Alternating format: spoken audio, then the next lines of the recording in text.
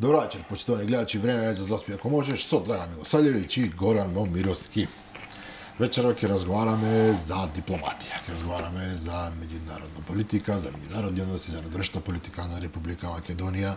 Заглавието на вечерашната емисија е каква држава, таква дипломатија. Може тоа да бескрај се разбира каква држава, таква економија, каква држава, такви финанси, такво судство и така натаму, но велам нашата основна задача е да разговараме за оно што се случува во секторот кој што е исклучително важен, затоа што се однесува на нашиот однос со другите држави, нашиот однос со другите влади, ако сакате, с кои меѓу нив и многу моќни, многу големи, кои што практично го одредуваат движењето на светот, кој што, како што знаете, прилично оди во лоша насока. За таа цел наша гостинка е Викторија Трајков, кариерен дипломат и универзитетски професор. Добра вечер. Добра вечер и благодарам на поканата. Искрено проблематично е од каде да почнеме, Викторија. Да почнеме, Драган, можеби да завршиме една група на честитки за овој дел од годината до нашите гледачи. Денеска и утре се големи празници христијански, за многу години сите здрави, живи. И од мене исто така. Да внимаваат луѓето да не претеруваат и со храна, особено со ракија овие денови, и тоа е еден апел да верниците да бидат вистински верници, да се однесуваат согласно правилата за кои што сите се бориме. Уште еднашка честитки за сите граѓани и за вас се разбира. Се разбира, но нашата задача вечерва е да бидеме концентрирани на нешто друго. Верувам дека нема да биде проблем. Викторија Трајков, вие сте позната во последниот период по тоа што прилично јасно, отворено и гласно излегувате во јавноста со информации, со податоци кои што се однесуваат на бројни неправилности што се случуваат во МНР, во Министерството за надворешни работи, многу чудни работи, непотизм, партизација, не дека не сме ги знаеле, ако сме искрени, меѓутоа кога доаѓаат одвнатре, добиваат еден поинаков тон, би рекол. Да, Министерството за надворешни работи во последните 6 години, значи од почетокот на мандатот на оваа влада, се соочува со дипломатија која што владее партизација и непотизам. Многу пати сме укажувале на проблемите и Македонскиот дипломатски синдикат, и меѓутоа и ние поединци кои што имаме храброст да излеземе во јавност и да кажеме дека се соочуваме со тие и тие проблеми, иако ни замеруваат многу, добиваме дисциплински, одземање на безбедносен сертификат и така натаму, нешто за кое што верувам ќе зборуваме и вечерва, но она што беше фрапантно во сите овие години е злоупотребата на државните ресурси, на дипломатските, на службени возила, на неискористувањето на дипломатите од кариера, ставањето во сенка на искуството на луѓе кои што работат по 15, 20, 30 години во самата дипломатија и некако скандали кои што не престана да се зголемуваат од месец во месец, од година во година и така натаму, за на крајот да дојдеме до една ситуација да имаме замрзнати односи со нашите соседи, неповолна положба на државата и да го имаме опсе како триумф на личен пиар на самиот министер и на државата. Апсолутно. Така што тоа е вака сублимирано во две реченици. Да, Драган прилично благо ве најави, ја поинаку малку да се чуе што директно се судри со еден од најмоćните луѓе во македонската политика, Бујар Османи. Бујар Османи е министер за надворешни работи, портпарол на ДУИ и подпредседател на ДУИ, значи човек кој што пали и гаси не само во МНР, значи во сите сектори. Под своја контрола или близок е со многу медиуми, били овде кај нас, да бидеме искрени, или коректно тогаш од негова страна. Меѓутоа, вие, еден дипломат во МНР, излеговте јавно и бевте свесни дека тоа ќе носи последици. Се судривте со еден најмоćните луѓе во македонската политика. Како директен резултат на тоа, вие сега немате безбедносен сертификат, меѓу другото. Да, во одземањето на безбедносниот сертификат, во мојот случај, има многу небулози. Меѓутоа, првите 3 морам да ги кажам. Значи, пред да се судите со него, имавте безбедносен сертификат. Апсолутно, безбедносен сертификат имам од првиот ден кога работам во Министерството, различни степени на безбедносен сертификат, од доверливо до државна тајна, така луѓето кои што се од фелата го разбираат ова што го зборувам. Сега да се вратам малку на темата. Значи, кога отворено почнав да зборувам за проблемите со кои што се соочува македонска дипломатија, првенствено ми беше најавено дека сега ќе се случи ова, ќе дојде дисциплинска и така натаму, меѓутоа тоа беше некако како зборување во кулари, во ходници, не така баш симпатични погледи од неистомисленици и така натаму. Но ете како минуваше времето, стигнавме до тоа да добијам решение каде што се одбива, значи Викторија Трајков се одбива за безбедносен сертификат, при продолжување. При продолжување, каде што неколку работи морам да ги потенцирам и каде се е прекршен законот на државата, на законот за безбедност, односно на класифицирани информации.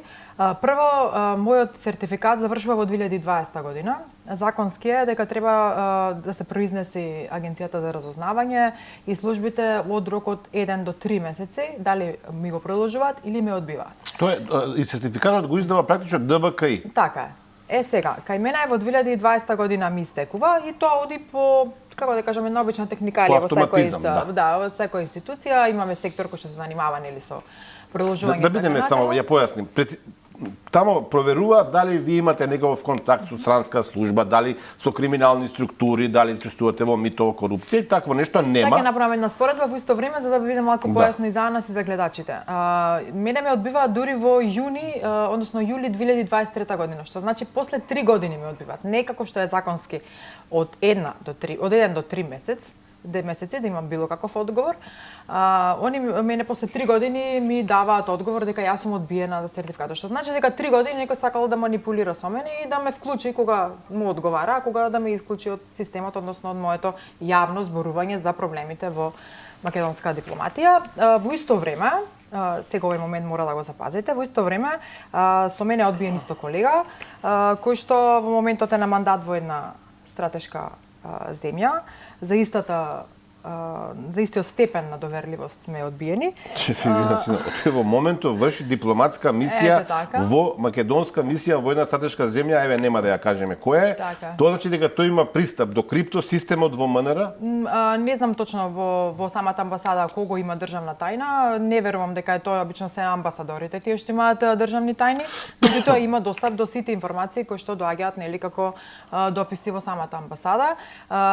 Човекот е подобен да биде таму, дури да биде испратен на мандат, а јас што сум тука во земјата, едноставно немам право да работам во МНР, затоа што за одземањето на сертификатот автоматски значи и престанок на работно место во самото министерство. Да, тоа е механизам кој што оваа власт го прави во повеќе наврати. Не сум само јас случај, на различни нивоа, во различни институции се случува исто. Во Агенција за разузнавање... Извини Горан, во објаснувањето нема никакво објаснување, само пишува дека се одбива, таа се одбива за безбедносен сертификат и она што е пракса до сега е дека не даваат увид во забелешките кои што ги пишува службата, не знам, некој анкетирал или не знам што правил така натаму, што значи дека тие што ги натерале да потпишат, еден ден ќе дојде кога и кривично би одговарале. Јас знам други случаи во други институции, Агенција за разузнавање едно НИВ, МВР, АНБ исто така има неколку случаи кои што ми пристапиле и се жалеле. Луѓе кои што навистина долги години биле во безбедносниот сектор, зборам. Тоа подразбира дека ако вам ви го одземат сертификатот и не наведат зашто точно ви го одземаат, пошто вие може да покренете управна постапка, например, нели? Некој таму го прекршил законот. Па го прекршил законот и тој што нели како на Јане Ченто што е случајот со лажната изјава, некој дал лажна иста, предпоставувам се, дал лажна изјава. Не предпоставуваме, го осудија човекот, само што го ослободија условно, нели? Значи полициски службеник, зборувавме во понеделникот ние нели на емисијата истата тема, полициски службеник дал лажен исказ, лажна изјава, пошто е осуден, но условно. Ете така што и тука е нешто слично, односно различно пакување ист производ, така што и кај мене е веројатно тоа, значи лажна изјава, после тоа потпишување од страна на тој што го подготвувал записникот за на крајот да дојде до директорот на агенцијата кој што рекол да ова не треба да се продолжи по сертификат. Да, но повторно ќе речам, доколку некој таму претпоставам дека е некаква изјава од типот на псењето и притворањето на Руце Камчев, дека некои оперативци во АНБ тогаш, нели, некаде дале изјава дека се видел со некого некаде, не знам, во Берово и така натаму, така. Тоа значи дека некој човек да лажна изјава и свесен е дека за тоа се одговара. Лажна изјава е кривично дело, давање лажна изјава е кривично дело. Но друго ми е прашањето. Зошто тогаш против вас не се поведе кривична постапка? Затоа што вие, ако сте од позиција на носител на безбедност сертификат, сте соработувале, таму се најчесто тие работите со странска ривалска безбедносна служба, не знам, со криминални структури или да учествувате во мито корупција, тогаш треба да ве гонат и кривично. Сега не повикувам да ве гонат, но апсолутно, но уште едно прашање се поставува и уште една небулоза. 3 години јас бев добра за Министерството за надворешни работи, имав пристап до безбедносни сензитивни информации, така? А после 3 години немам. А требало од еден месец до 3 месеци да ми одговорат дали сум подобна или не. Што значи дека очигледно е дека се работи за политички реваншизам, ништо друго. Но одлуката за вас да ви сордим сертификатот е донесена од кога бевте во ова студио исто така од прилика. Тогаш почна се, кога беше ми се чинило 8-9 месеци. Тоа мислам дека може би има и година декември нешто месец беше, каде што првпат отворено прозборувавме за сите проблеми кои што ги се соочуваат македонските дипломати и македонска дипломатска служба, така што од тогаш веќе почна да мириса дека мене ќе ми се случи нешто вакво. Да, вие само врвот на самата таму Драган повели. Мене ова морам да признам ме потсетува на Франц Кафка, морам да признам, на случајот со Јозеф К. Значи, вие како личност сте практично осудени на одземање на безбедносен сертификат без да знаете зошто, без да знаете од кого. Буквално е процес, од Кафка намерно го спомнувам, кој што е врв веројатно на протестот против бирократијата и против неправедноста во 20 век.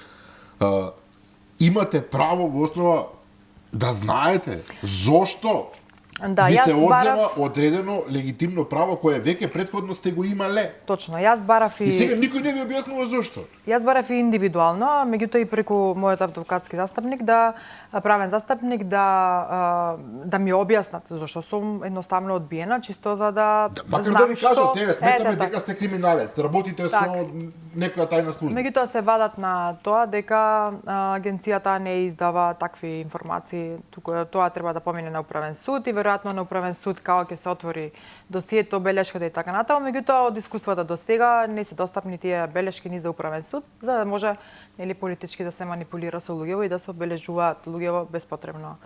На подобни и неподобни. Ова е многу интересен момент што го споменавте.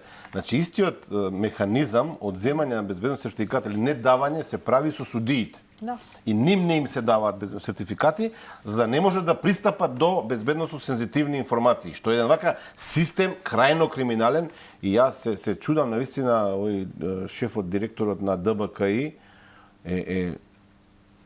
го заборив името сега повторно, Славе или Славески, ќе го најдам како се вика, не е важно, директор на ДБК, институцијата која што става в подпис на крајот, како замислува да си го продолжи животот кога е свесен дека во вашиот случај дефинитивно нема никаква правна основа. И уште ако судијата или судиката на управен суд нема увид во документите, тоа значи дека во Македонија кадијат е суди, кадијат е брка од работа, кадијат е тужи, свети прави кадијат. Ја злоупотребува целата постапка затоа што мои колеги кои што работат по различни институции се жалеле на ова. Постапката е следна, одиш на второстепена комисија, а председател на второстепена комисија е председателот на Унија на жени на СДС од Велес, мислам дека. Да, Даница Чадиева се вика, Даница Чадиева. Кој што претходно исто така не постапуваше, односно постапуваше контра правата на повеќе луѓе избркани во агенција за разузнавање на случаите. После тоа треба да влезеш во тој судски лавиринт, па ќе одиш на управен суд и на управен суд не даваат увид во досието и во белешките. Инаку Даница Чадиева пред 10 дена излезе информација на СДК, чинам дека беше, каде што се пресметувала лично со некој човек кој што не се бендисо едноставно и го избркала од просторијата каде што работеле сите заедно, тоа е посебна приказна.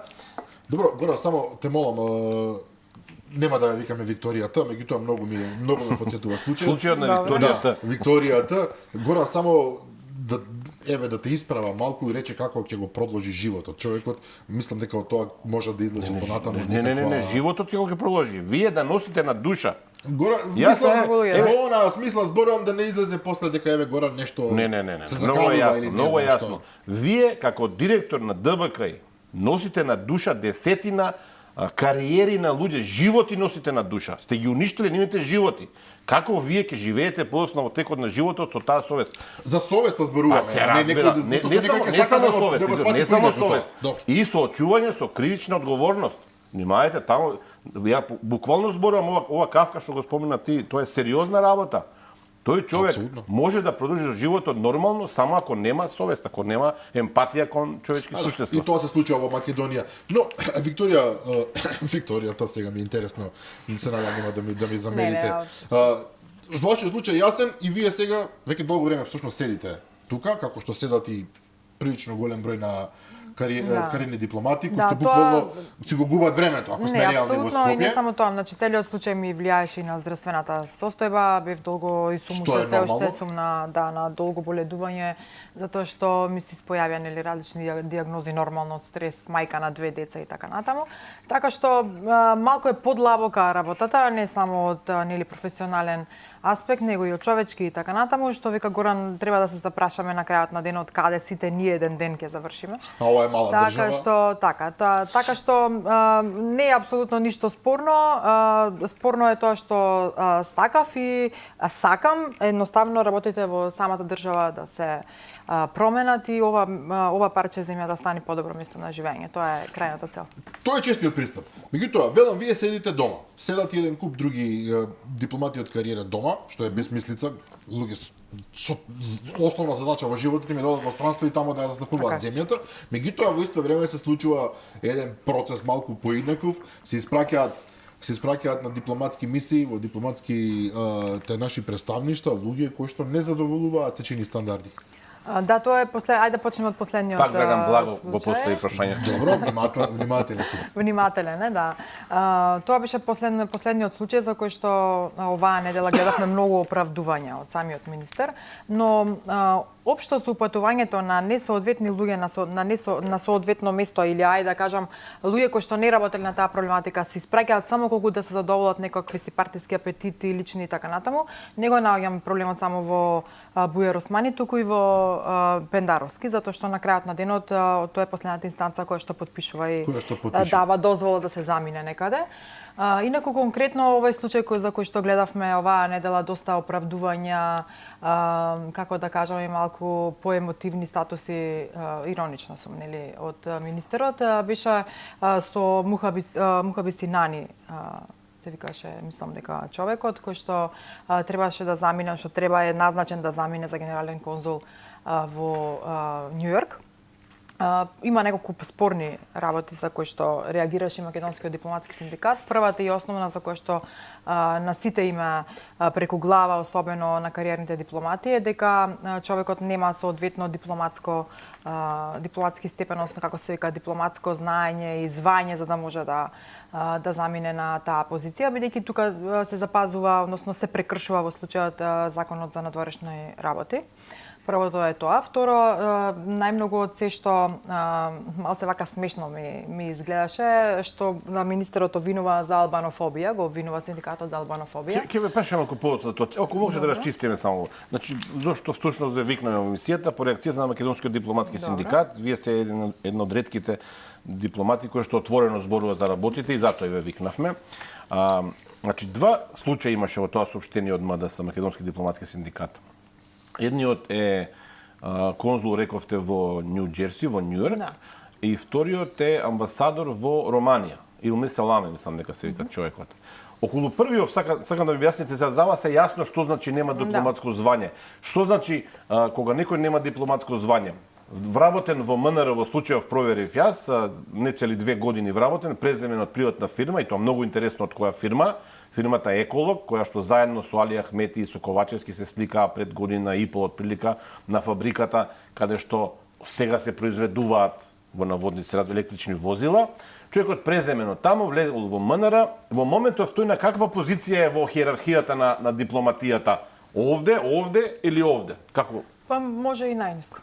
Најниско, и тој човек сега оди на една од најважните позиции во дипломатијата ако е конзул. Ако е конзул, бидејќи таму, значи вака да појасниме, во Њу Йорк и во Џерси, тоа се две држави, случајно ги дели една река. Да. Потомак, така е, со тоа што во моментот имаме мисија, постојана мисија на Обединети нации, каде што Во Њу Йорк имаме постојана мисија на Обединети нации, каде што е упатен амбасадорот Фрчковски, кој што никој не го видел. Да, ето така, не сакам да кажам која е тежината на местото. Кој што никој не го видел, не оди на работа, и имаме генерален конзул во Тотова, се вика местото во Њу Џерси, каде што има голема македонска диаспора, две огромни цркви, најчесто луѓе кои што се со потекло од Битола, Кавадарци и на Прилеп, поголемиот процент. Така што голема македонска диаспора кој што гравитира околу тие цркви. Сад ние тоа го занемаруваме, пуштаме човек да биде дел од, нели, таа мисија, односно да биде дел од генералниот конзулат на Македонија таму, со тоа што викаме да, добро ќе одиш ти, ама прво и основно нема никаква подготовка за тоа. Значи не бил вработен во МНР долго време да знае, нели, конзуларни работи, Горан, знаеш, се многу комплексна работа, значи не е само конзуларно, ние постојаме конзулат тука, па сега ќе се уваме или ќе снима да се уваме на телефон. Тоа се сериозни случаи секојдневно, кај што има голема диаспора, таму има многу луѓе што имаат македонски пасоши, тоа е најважно, државјани, значи така е, значи имаме од сите етнички заедници, имаме македонци, албанци, имаме турци, бошњаци и така натаму, кои што имаат се носители на македонски пасош, меѓутоа имаме и многу луѓе кои што работат, а не се пријавиле дека заминале, дека се таму, може да кажеме, можеби на црно, ајде народски кажано, без разлика со нерешен статус на престој. Така што е многу комплексно, тоа е многу комплексно место, многу луѓе гравитираат околу тој конзулат. Ние го праќаме човекот со несоодветно дипломатско звање, примен пред многу кратко време во министерството. Не верувам дека успел да ги научи сите дипломатски, односно конзуларни потреби за кои што треба да одговори. А од друга страна, позадината веројатно е политичка, лична и така натаму, си го поминуваат на влада и викаат да, сега ова може да биде таму заради награда за тоа и тоа. Да, но тој треба да дојде таму да ги знае конзуларните процедури. Абсолютно. Треба да знае основни дипломатски вештини. Јас сега не се сомневам, можеби знае човек, можеби научил, но формално правно тој човек нема законски можности да отиде на местото од каде што претходно беше практично вратена без Миреја Јупи, нашата пранешна колешка од Алсат, која што се дигна огромна, нели, сличен е случајот, без разлика дека човекот работи во МНР. Значи разликата меѓу едниот и другиот случај е задоволување на партиски апетити, ништо друго, затоа што но го кршите законот така. Прекршен е законот секако. Прво кај Бесмира, затоа што ние назначуваме, а Бесмира беше тебе лице, не знам каква врска има со дипломатија, а во вториот случај е тоа што човекот нема соодветно дипломатско звање, директно прекршување на законот за надворешни работи, кој што вели дека треба минимум советник, мислам, да биде за да може да во дипломатско звање, за да може да биде генерален конзул. Може да го потуркаат сега додека замине? Може преку ноќ, ама тоа така не оди. Пак е кршење на законот. Апсолутно. И сето тоа се оправдува со ширење албанофобија од тие што се бунат. Одговорот на Бујар Османи, нели на ова беше најсмешно. Прво затоа што во Министерството за надворешни работи, извини Драган, само ова да го кажам, во Министерството за надворешни работи работат различни етникуми, значи не се само албанци, не се само македонци, меѓутоа имаме и срби, и хрвати, и бошњаци и така натаму, нели, како и што е уставот на самата држава. Никогаш во нашето министерство не се случило да речам ова е турчин или ова е србин, па сега знаеш овој треба да биде привилегиран или не треба да биде привилегиран. Во последните години, особено од владењето на овој министер, што и да се направи погрешно и какви прекршувања да се направи на законот за надворешни работи, се вадат со албанофобија дека некого е против албанците кои што работат во министерството. Апсолутно не. Тогаш ако е така, министерот смета дека еве и синдикатот бил албанофобичен и не знам како, немало да се буни ако било друг етникум. Тогаш зошто министерот не му даде прилика на друг албанец кој што работи 15 години у МНР или кој што вложувал цела своја кариера е вложувал да научи нешто, да биде добар дипломат, да биде добар конзул и така натаму, туку го дава на некој што дошол вчера. Тоа ми беше зборот, значи зошто им ја зема приликата на албанците кои што работат во МНР? Еве јас се ставам сега во одбора на албанците кои што работат во МНР. Зошто го правите? Затоа што и мислам дека и секој албанец би се запрашал дека не неговиот етникум, туку неговата партиска припадност е она што му возможува и блискост со министерот да оди некаде. Се друго е приказна за мали Многу е деца. лошо што Министерството за надворешни работи во последните години се сведе на кабинетска служба. Значи работат 5-6 луѓе околу министерот, а сите останати се, како да ви кажам, тоа што го зборувавме на почеток. Значи трнати на страна, не се користи нивното искуство, не се прашуваат, не се консултираат и затоа сме на тоа дереđе. Со Бугарија, со грците видовме што се случи, со србите нешто почнуваме и така натаму. Совршено се функционира. Кажете ми за овие 6 нови амбасадори што забина минатата недела беше тоа? Тоа е посебен случај кој што никој не го забележа во... Се уште, да. ексклузивно ќе ни кажете вечерва со подпис на председател Пендаровски, меѓутоа...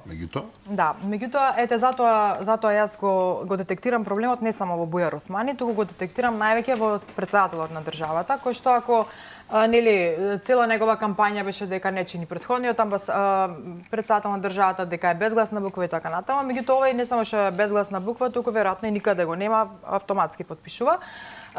Пред околу, не знам, десетина дена, може недела дена има, во службен весник поминаа 6 амбасадори, прекршувајќи го Законот за надворешни работи, кој што вели дека освен тези кои што треба да ги брани пред кариерните дипломати, треба да ја помине и Комисијата за надворешна политика во Собранието на Република Македонија и после тоа нели да се барат агремани и така натаму и да се потпише указ за заминување. Скокаат се.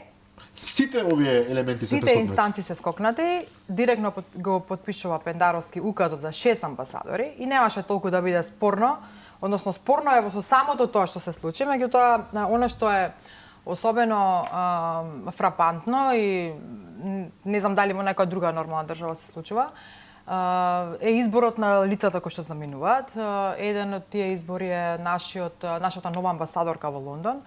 Тоа е Катерина Ставреска, иначе ја представуваат како кариерен дипломат, да, неспорно на работи во МНР, меѓутоа долго време беше и шеф на кабинет на Радмила Шекеринска. Ако се сеќавате, тоа беа оние скандали со мобинг во Министерство за одбрана од страна на шефот на кабинет и така натаму. И најсмешно од се е, она е таа која што заедно со Шекеринска си одат во винари со хеликоптерот на Арама. Тоа е веќе позната Тоа е веќе позната и снимка, нели, слика и снимка снимавме, така што таков човек е на. Таа во ситуација е кадар на СДСМ. Таа е кадар на СДСМ, беше член на нивната комисија за надворешна политика, не знам дали е се уште активен член, но меѓутоа беше член, беше и шеф на кабинет, тоа што го спомнав, и после тоа ја наградивме како кога се враќа од Шекеринска за директор на директоратот за НАТО во МНР. Каде што исто така синдикатот реагираше и на тоа, врши мобинг врз вработените, се жалат нашите колеги дека постојано се под притисок и така натаму, меѓу кои беше и сопругата на еден од актуелните, како да кажам, политички најголеми играчи на СДС, сопругата негова, која што постојано е на боледување поради притисоци од самата нова амбасадорка веќе во Лондон, Ставреска. Ова веќе премногу комплицирано и премногу лично и да речем на граница на нормално однесување. Ова е далеко од дипломатија. Зборуваме за во случајот кој што го спомнуваме апсолутно нема никаква дипломатија. Има реваншизам и свое волје и едноставно веројатно се и некакви си, не знам, не испаѓање на плановите кои што биле претходно. Мене нешто друго ме интересира. Зошто еве сега на брзина сакаат да ги испратат претходно рековме Синани и Селами, се извинувам, амбасадорот за Букурешт, пронешиот лидер на ЛДП, Андреј Жерновски, да. но не тој што е во Лјубљана, сите лидери на ЛДП се амбасадори, да. Тоа е Милевски. Ова е пред него кој што ја напушти партијата интересно, отиде во СДСМ, да. И тоа е многу интересен момент, тоа никој никогаш не го коментирал. Ја напушти партијата додека беше председател на таа партија. За да биде во СДСМ објективно втора или трета виврина. Совет не му дадоа тогаш не. Но друго ми е, за Жерновски се знае веќе година и пол дека треба да биде амбасадор во Букурешт. Не, прво беше за Белград. Така е, за Белград, се извинувам, да. Доста ни се лутат земите, затоа што пуштаме едни агремани, истиот проблеми со Париз, и тоа ќе ви го кажам. Пуштаме едно име, па после се јавуваме, па сменуваме со друг допис второ име, па на крајот оди трето име и така натаму, и веќе Париз во случајов ние ги прекина агреманите, односно давање нели агреман, значи давање дозвола да дојде амбасадорот во таа земја, затоа што прво требаше да биде нели Виктор Димовски, па после шефот на АНБ, нели го вратија? Ете така, и кој што ми го чуваше во фиока, веројатно мојот предмет.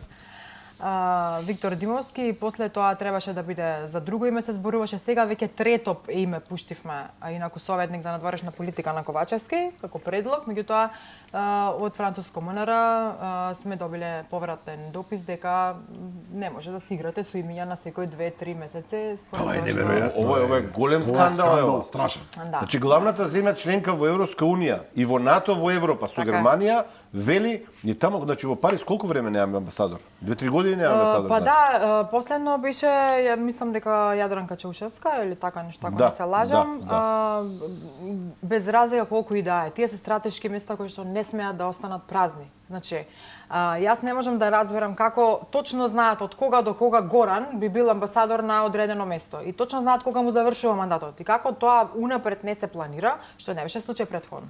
Значи претходно се знаеше точно кога на кого завршува и каде треба да се направи ротација или не знам да се упати. Ако се тргне од тоа дека ние знамето во НАТО при членството го кревавме само со дипломати на второ, трето ниво, не подценувам некого, но немавме амбасадор. Немаше амбасада, да. Во Америка немавме амбасадор 2-3 години, во Вашингтон зборам. Во Вашингтон немавме точно 4 години 4 амбасадор. години, да. Немавме 5 години во Белград, немавме 6 години во Пекинг, 5 години во Тел Авив. Значи тоа се стратешки места во светот каде што ние Во Кина се уште немаме. Не, го испратија, мислам, го во из, Кина. да, Сашко испратен. Насев, не? Сашко Насев, ама сега брзо отиде. Тоа Така пред- што да, и тоа пред беше неколку празно месеци. место. Така што стратешки места ние сме ги оставиле празни. Зошто? Тоа е прашање, тоа сега да ја прашам. Зошто?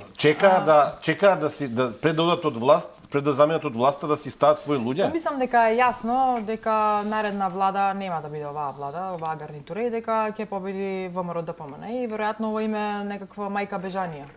Народски кажано. да, ама- Затоа што видете, се празни кабинетот на Бујар Османи, се празнат кабинетите на останатите битни фацки во политичкиот живот во Македонија. Значи секој сака некаде да замени, да кидне од држава, затоа што знаат дека ова вака не може да оди, дека еден ден ќе дојде се тоа што се направи, што дека ваква штета што им се направи не само лично на луѓето, туку и на државата, ќе дојде да наплатиме. Да, но лицето Викторија Т.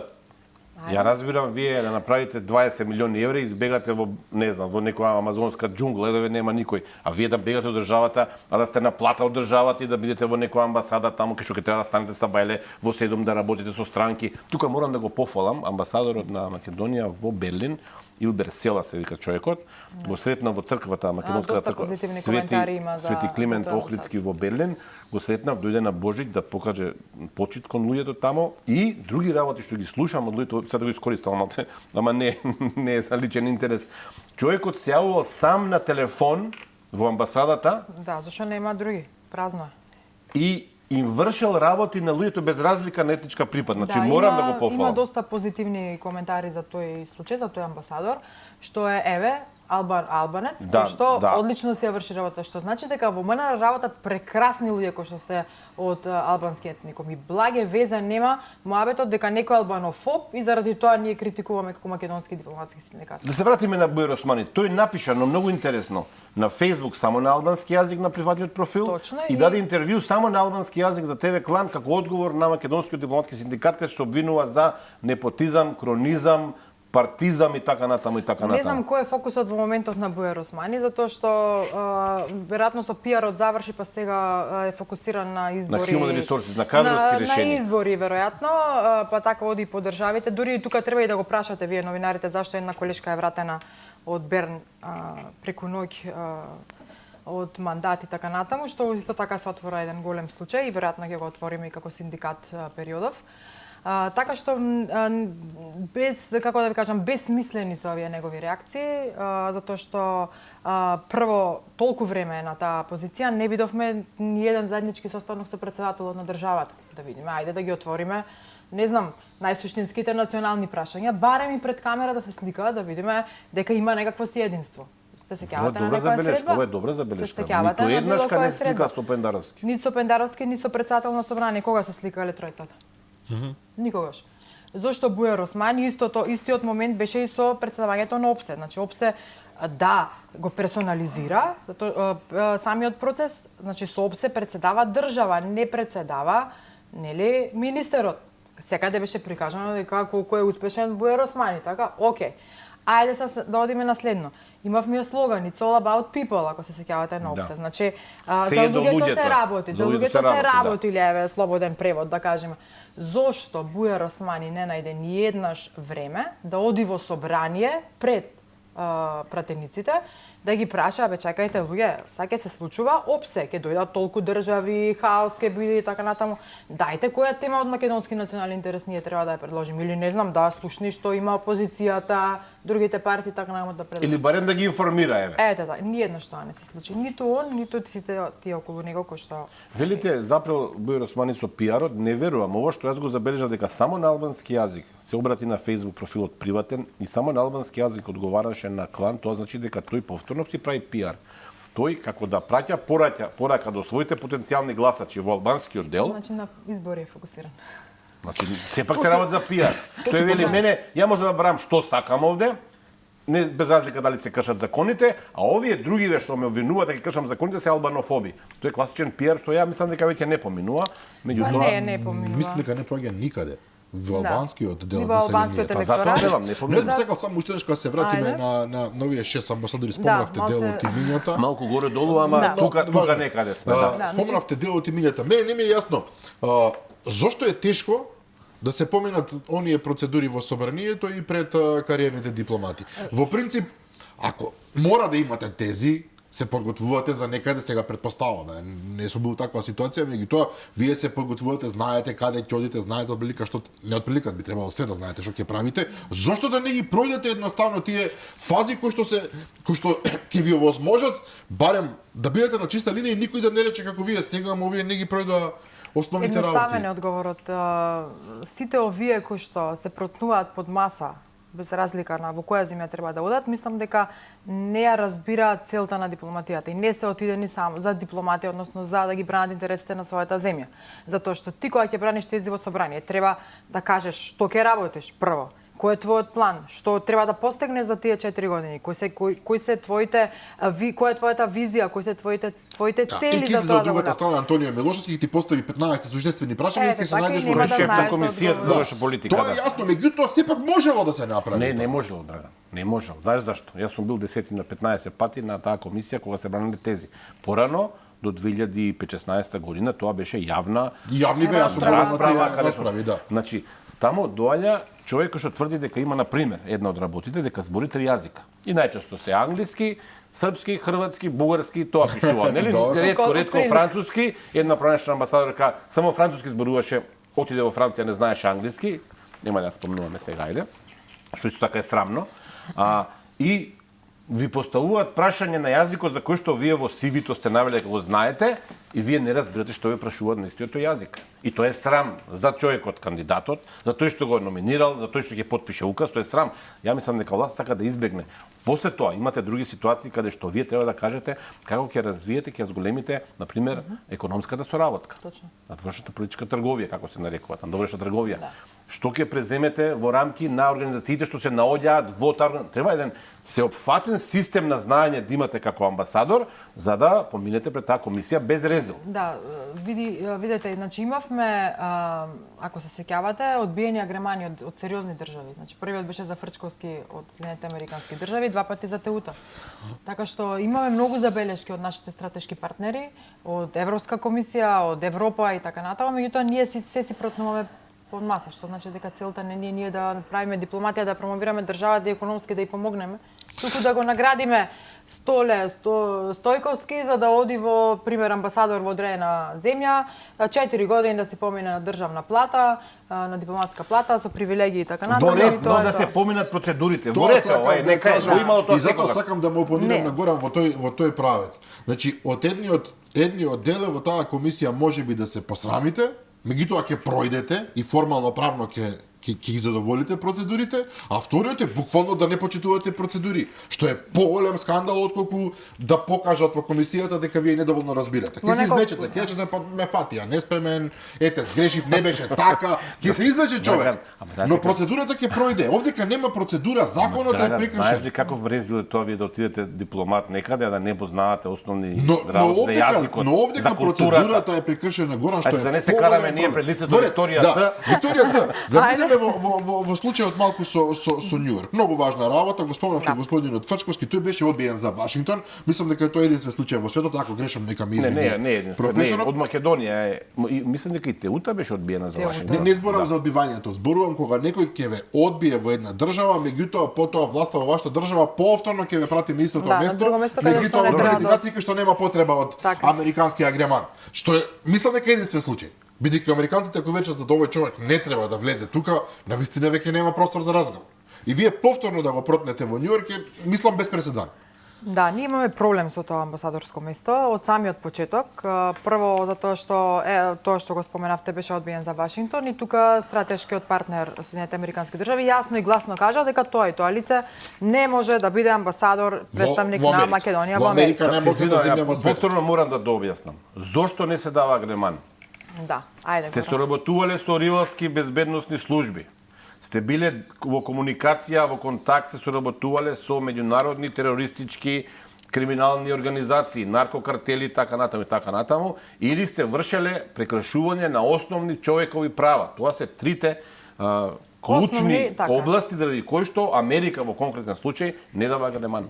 Да, Америка е сериозна дипломатија каде што нема киксови, тоа сите го знаат и не знам зошто така се да речам се однесува во тој случај, меѓутоа сега имаме уште поголем проблем од кога веќе го испративме на одмор 4 години на државна сметка во Њујорк, затоа што постојаната мисија на Обединети нации во Њујорк е една од да речам најбитните мисии за меѓународни организации на сама држава, затоа што таму не само што сме полноправна членка, туку и гласаме, треба да идеме на комисии, слушаме различни расправи, некаде и гласаме, во поглед правиме кворум и така натаму. И каква е состојбата со актуелниот амбасадор? Нема состојба. Во моментот случај нема состојба. Уствари амбасадорот не оди на работа, имаме DPR, односно заменик на амбасадорот кој што исто така не е заинтересиран, не оди на работа. Имаме локал став. Чекајте малку Викторијата. Како може да амбасадорот и заменикот амбасадор кој со случајно знаеме кој е сериозен дипломат од кариера да не одат на работа во центарот на Обединетите нации. По со самото тоа што директоратот за мултилатерала во МНР е хаб од Македонија кој што ја работим постојаната мисија на Обединети нации во Македонија во Њујорк, а ние плаќаме тројца дипломати кои што се таму на мандат, а не работат, не одат на работа, доволно зборува дека не функционира постојаната мисија при Обединети нации. Хаб значи дека луѓето во одделението за Обединети нации во Скопје во МНР ги работите на мисијата. Тие комуницираат со Обединети нации, тие комуницираат со агенциите на Обединети нации, каде што ние имаме и директна соработка овде. Овде се UNDP, овде се УНИЦЕФ, овде се УНЕСКО, овде се низа организации. Но ова се многу сериозни програма за храна. Ова се многу сериозни работи што ги кажувате. Претпоставам дека имате точни податоци, да се јави професорот утре и да рече не е точно ова што професорот може слободно да се јави. Јас сум секој ден таму на седмици. Амбасадорот и амбасадорот слободно може да го прашате зошто не почитува дописи од Министерството за надворешни работи, каде што не му дозволуваат да се врати во државата, односно во Македонија, он сам си се враќа, значи не почитува одлуката на Министерот за надворешни работи. Ќе може да го праша. Министерот не му дозволува да се врати, а тој сепак се враќа во Македонија. Да, бара да се врати, МНР негативно одговара на неговото барање, меѓутоа он не го почитува тоа, си го фаќа авионот и се враќа во Македонија. За приватни потреби, предпоставам, не за службени. Слушнавме, прочитавме во медиумите што се случуваше периодов со него. Добро, не говориме приватните работи, меѓутоа процедурите до таа мера да се заобиколуваат, односно да не постојат. Не, Драган има уште пострашна работа со тоа, со парите од сукцесијата. Зборувате за парите што ги добива Македонија од сукцесијата на имотот на пранешна Југославија. Да, според законски во два пати требаше да бидат вратени до сега во Македонија, еднаш во јуни минатата година. Сериозни средства еднаш во јуни минатата година, после тоа до 31 декември треба да бидат вратени во буџетот на РМ.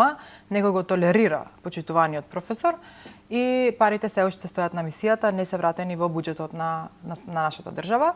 Кој тоа го апсолутно кој тоа го толерира треба да одговори. Буер Османи имаше изјава во поглед на ова прашање, бидејќи јас во една од емисиите му го поставив.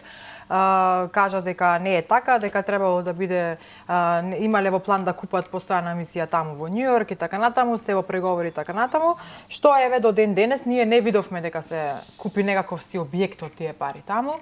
Можам и слободно да кажам дека и можеби се и малку пари за да се купи објект како што нели ни прилега да биде постојана емисија на одредена држава. Тоа е едната работа и втората работа е што иако МНР неколку пати алармира да се вратат парите, пишува дописи од МНР до мисијата, односно до амбасадорот да се вратат, амбасадорот не ги почитува барањата на самото министерство и си прави што сака. Где су наши новци? Не одговара. Ова е неверојатно. Значи, тие што не знаат се работи за сериозни пари. Рековте тројца, значи сите тројца не работат во мисијата, не одат на работа или двајцата? Значи двајца се Фрчковски и Јон Ивановски, амбасадор исто, заменик на Фрчковски во моментот. Неколку институции од Македонија кои што на различни нивоа, суди и така натаму, нели знаете како е размена, треба да одат по обуки и слично, не можат да ги најдат во мисијата, значи алармираат и до министерот и до претседателот дека овие две лица не можат да ги најдеме во постојаната мисија. Каде се, што се, никој не знае, не одат на работа. Во моментот мислам дека една колешка ќе биде упатена на 6 месеци на испомош, така се вика кај нас, да речам терминолошки, во самата мисија, што за 6 месеци е прекраток период било што ти да направиш во самата мисија. Дури јас имав еден приватен контакт од една девојка која исто дипломат која што работи во постојаната мисија на Соединетите Американски држави во Њу Јорк, која што викаше што се случува со вашиот амбасадор, ние не можеме да го најдеме ни на гласање. Па го видовме што спие се. Тоа е малиот доказ дека не спиеше, ама беше малку дремеш. така, така малце беше надвор. Додека траеше говорот на Ковачевски чинам во Обединетите нации на Генералното собрание. Значи, сакам да кажам само дека тројца дипломати, еве едниот може да оди на работа, не знаеме. Таму се платени сместување, нели, тоа се сериозни пари. Суми, тоа се особено, милионски суми кои што ги троши Македонија, а ние во Обединетите нации нас треба да збориме како гласаме по резолуциите во Обединетите нации. Тоа е посебно прашање, тоа не е за вечерва. И сега имаме годинава во која што влегуваме, имаме избори кај нас, кои што ќе се случат на 8 мај, на 8 мај, заедно со вториот круг од претседателските избори.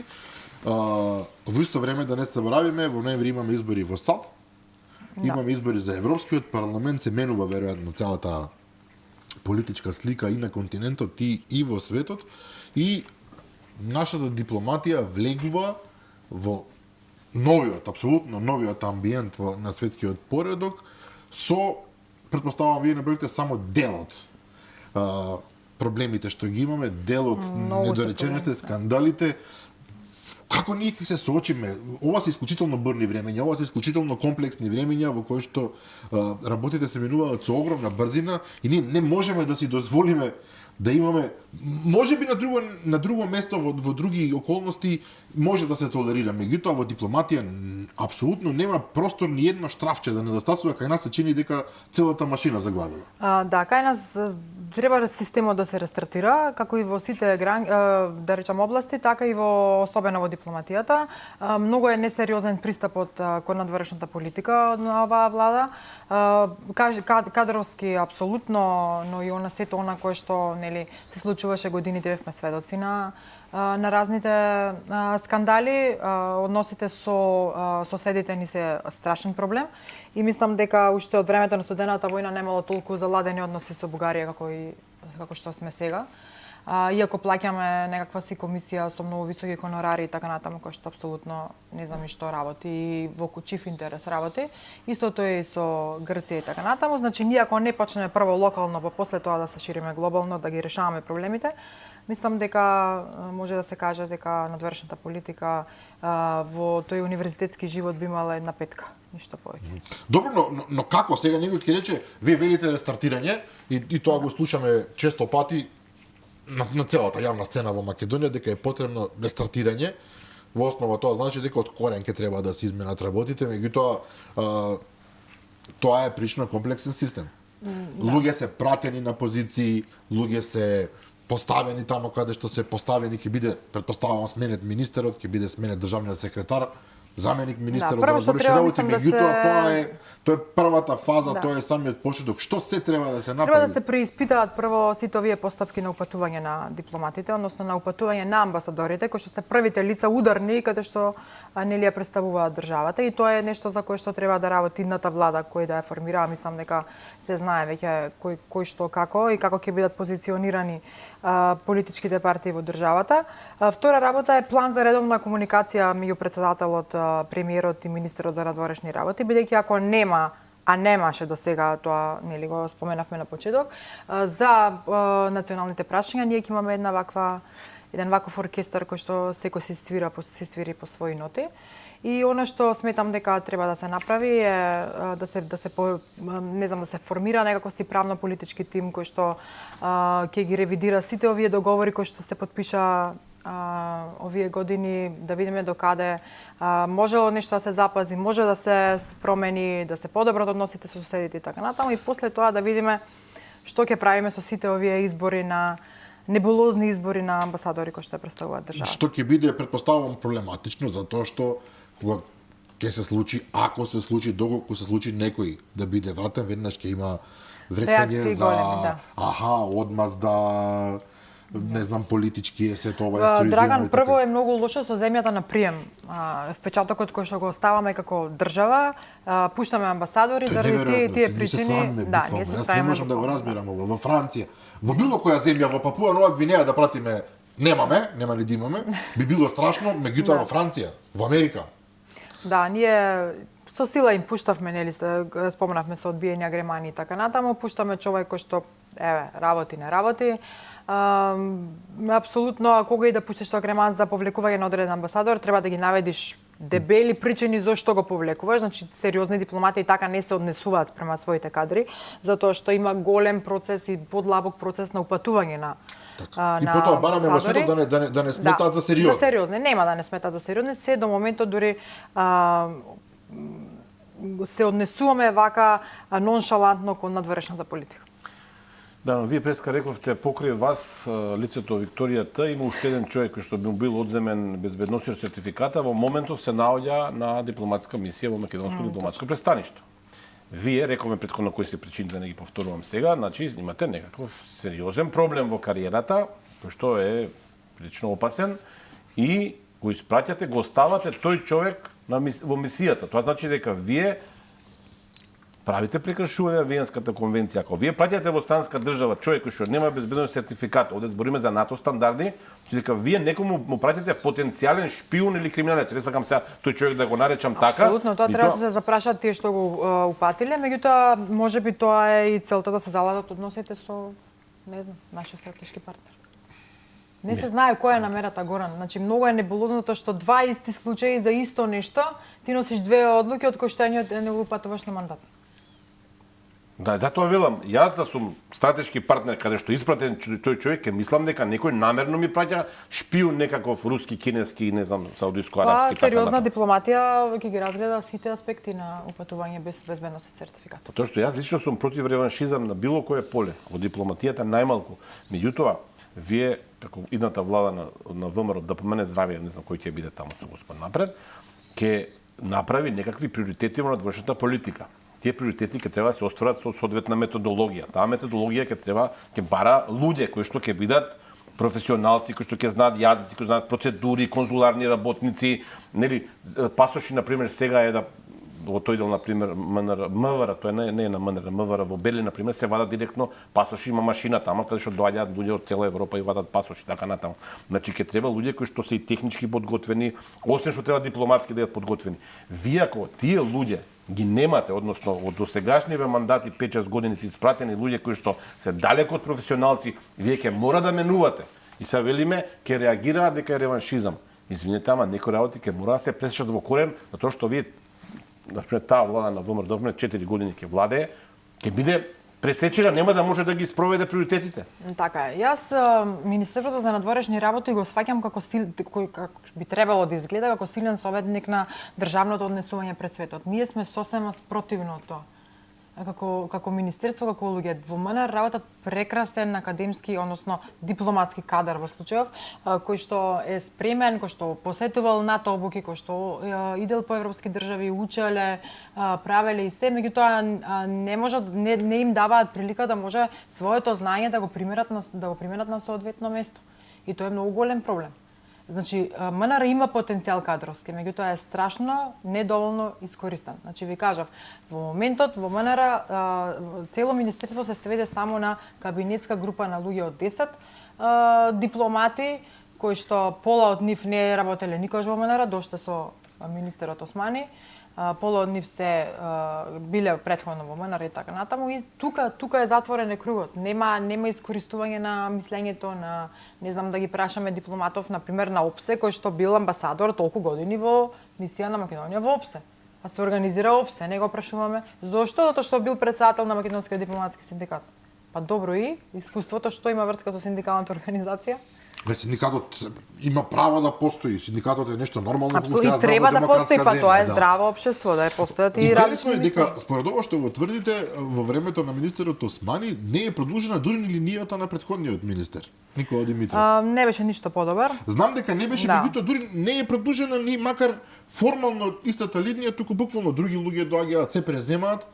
Не беше ништо, мислам, со Димитров исто не видовме нешто драстично подобрена дипломатска служба претходно. Имаше голем реваншизам. Јас имав 2 дисциплински од Димитров, затоа што исто јавно говоре што и како се случува со дипломатијата во тој период. И мои колеги исто така имаат дипломатски, мислам, многу постапки, дисциплински постапки за што дојде тоа и казнување со плата па да, 20, 30, 15% зависи како ќе донесе комисијата, иако морам да признам дека доста колеги се бунеа да бидат дел од тие дисциплински постапки, затоа што сметаат дека не значи ти го јавно говориш дека нешто се случува, уствари ти си против или не ти е симпатичен одреден министер и така натаму. Апсолутно немаше никаква врска, меѓутоа ви кажав, не го наоѓам проблемот само за нарушениот имидж на државата само во Бујар Османи, туку и во председател Пендаровски, кој што си подпишува ферманчиња и веројатно иде со тезата хартија трпи се, а во случајот трпи само имиджот на Македонија. Но добро, во кабинетот на Пендаровски има правници, зар не му кажал некој дека не смел да ги подпише овие укази за испраќање на 6 амбасадори на 30 декември подпишани, што исто така скандалозно. Во време на прослави и така натаму, да, мислам дека беше околу Божик. Значи упатени се 6 амбасадори кои што никој до сега не процирила информација во јавноста. Прва информација не знаеме. Да, па има во службен вестник, објавени се, може да се видат. Значи Жерновски, како што кажавме, поминат за Букурешт, Емил Крстевски за Прага, тој е оној директорот, да, оној директорот на архивот на Facebook. Да, што се караше на социјални мрежи. Со профилот на Државниот архив се караше на Facebook. Наш пронашен колега од Нова Македонија, од Пулсот, кај беше. Да, Ставреска за Лондон, Дженк исто наш колега кој што тој ќе биде одличен дипломат. Исто така упатен на амбасадор и Пајо Авировиќ, дипломат од кариера, кој што верувам дека исто така ревносно ќе си ја заврши работата, точно. Меѓутоа имаше и друго, Ременски, нели, за конзул и така натаму. Тоа е еден случај кој што исто така може треба вака отворено да го разговараме, така што мислам дека доста скандалозни одлуки кои што дал пас самиот председател на државата. Да, моментот со Фросина Ременски е што таа заминува во конзулатот во Венеција, а во исто време незиниот сопруг неофицијално, колку што видов по медиумите, заминува во амбасадата во Рим. Да, тоа се сопружници, не смее тоа. Сопружници не би смело да бидат. Не смее да биде тоа така, двајца сопружници да работат во иста држава. И тоа очигледно дека за нашиот председател може се. Повторно ќе речам, Пендаровски има советници во кабинетот. Му кажуваат, председателе, ова е направено спротивно законот за надворешни работи, не смеете да ги подпишете. Зошто мислите да ги подпишал? Добро, Горан, ајде да те подсетам сега на уште еден случај. Се сеќаваш на случајот со нашиот амбасадор во Токио, кога нападна жена дипломат? Тоа беше пред некој месец, така? Значи, јас ја објавив информацијата прв и вие објавивте првата информација, точно. Се работи за човек кој што беше директно инволвиран во политичката кампања на Стево Пендаровски, прва работа. Второ, окей, го пратиле во Токио и така натаму, се деси што се деси, меѓутоа она што е страшно за имиџот на државата и општо за се она кој што некој го толерира тоа, е што нападнал колешка, имало постапка неколку пати, жената се јавувала тука и во министерство и кај председателот во кабинетот и така натаму, алармирала дека нешто се случува со амбасадорот, дека постојано е напаѓање на различни начини. Последниот пат што на мене ужасно ме како да кажам, ме иритира во случајов е тоа што прво се работи за жена, второ е мајка на дете кое што исто било со нејзин мандат и веројатно и детево можеби и било сведок на некои од тие скандали. Ние го враќаме тука. Значи го враќаме од мандат после реакцијата на јапонските власти. Значи не го враќаме од кога женава алармира е наша колешка кај исто дипломат од кариера кој што работи во МНР. Значи после жестока реакција на јапонските власти го враќаме од државата и ние знаете што се случи со тој амбасадор. Моментално е специјален советник на министерот Османи. Значи не го земаме амбасадорското звање, никако не го казнуваме, туку ние го наградуваме со специјален советник. Дрскоста и проблемот во кого е? Ова е веќе пети скандал што го откривате во емисијава денеска. Човекот што напаѓал своја колешка во мисијата на Македонија во Токио, сега е специјален советник со звање амбасадор на... Значи не му се одзема амбасадорското звање, специјален советник и така натаму, кој го толерира. Јас тогаш го покренав прашањето што ќе се случи и дали ќе има некакви си реперкусии, не само што нема реперкусии, туку веројатно Пендаровски апсолутно запознаен со случајот, бидејќи првото што се алармира е председателот на државата, односно на кого се известува председателот на државата, не преземал ништо, напротив, помогнал да стане, веројатно, специјален советник. Овој човек се гледа на видео од кампањата на Пендаровски, каде што тој со неговиот татко, инаку првоборец, така натаму, нели, во НОП, влегуваат и разговараат со Пендаровски, човекот се гледа како влегува. Тука е веќе јасна работата. Пендаровски си има некаква лична работа со човекот. Затоа јас цело време викам дека не е за цела ова состојба, не го обвинувам само Бујар Османи, туку и Пендаровски кој што е веројатно безгласна буква за добра коалиција и гласање на наредни избори. Што исто така нема да помогне. Уште едно прашање само. Знаете ли колку случаи има што добиле на управен суд во МНР, зашто МНР платиле сериозни пари како оштета, затоа што луѓе, па и од амбасадори, биле враќани на прво, второ ниво, на најниски ниво. Точно. И кој ќе одговара за тоа ми е прашањето? Во нормална држава, се надевам дека ќе дојде моментот при првата промена на власта ние да се нормализираме, дека треба некој да одговара за оштетување на државниот буџет, затоа што навистина се прво колеги вратени така безвезно, затоа што не му се допаѓал на некој како изгледаат и така натаму. Или да се направи место за други партиски луѓе. Или да се направи место за партиски луѓе, меѓутоа уште пострашно е тоа што многу големи суми ретроградно им се враќање на луѓето, исто пари од буџетот на граѓаните на Република Македонија, за да се исплатат нели оштети за тоа што им се случуваше. И уште една работа која што апсолутно треба да ја отвориме и да разговараме и понатаму отворено за тоа е дека не им се даваат соодветните места според решение на судот, кој што туку се чуваат луѓе во стендбај. Да, и сега Никола Димитров збори за отчетност, за прквост. Никола Димитров не може да зборува апсолутно. А тој е човекот кој што огромен дел од тие луѓе ги Никола Димитров не може да зборува апсолутно ништо позитивно и ниту да дели совети и така натаму, затоа што е еден од да речам ретките кој што работел против интересите на сопствената држава. Викторија Трајков, благодариме за вечерашното Викторијата. Само за вечерва, ви благодариме за гостувањето. Мислам дека откривте многу важни работи и останува на јавноста да просуди кај се наоѓаме. Верувам дека ова не е ваш последен настап кај нас, ќе дојдете и повторно. Па се ми зеда безбедна сертификација, следно да видиме што ќе биде. Да, со некое ново одземање на некоја можност ќе добиете повторно шанса кај нас секако, почитувани гледачи. Мислам дека е одлично што било понатаму да зборувам. Утре во 15 часот репризното издание на оваа емисија. Аз ви се посакувам пријатна ноќ.